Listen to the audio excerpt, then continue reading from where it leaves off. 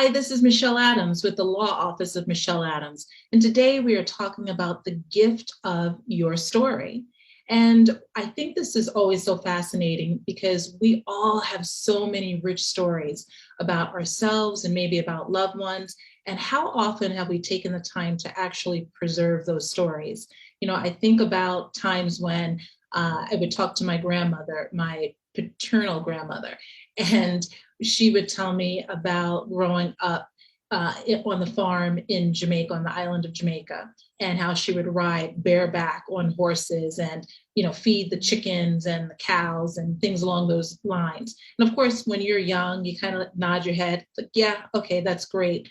But now, how I wish I had been more focused, intentional about really capturing her voice and hearing the words that she had to say and how she described the home that she grew up in and her family members and on and on. And so I just want to encourage you to really be thoughtful about collecting stories from your loved ones and also about preserving your own stories and sharing them with kids, grandkids, or others in your life. And of course, they may do the same thing that I did, kind of roll my eyes and say, okay, and maybe not pay attention, but trust me, there's a part of that story that will sink in and will vibe with them, and they will remember that at some point down the road. I've heard it said that when a person dies, it's like a library burning because all of the stories that they've had and all of the experiences that they've had, all of that information goes with them unless they've taken the time to preserve the story in some format. And there's a quote that says, "Preserve your memories and keep them well. What you forget, you can never retell." And that was by Louisa May Alcott.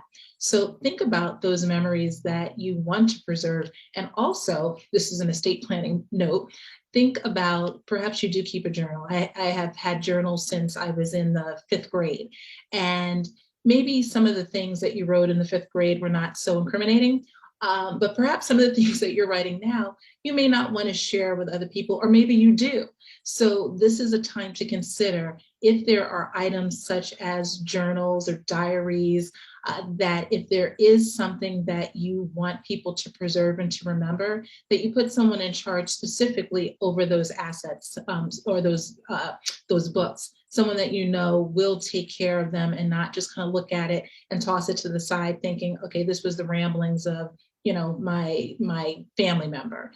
Make sure that the people know that these are important things. These are family treasures, they're family heirlooms, and you want them to be preserved for as long as possible. So here we are. Do what you can to make sure that those memories are taken care of and they're captured. I am Michelle Adams with the Law Office of Michelle Adams. And until the next time, take care.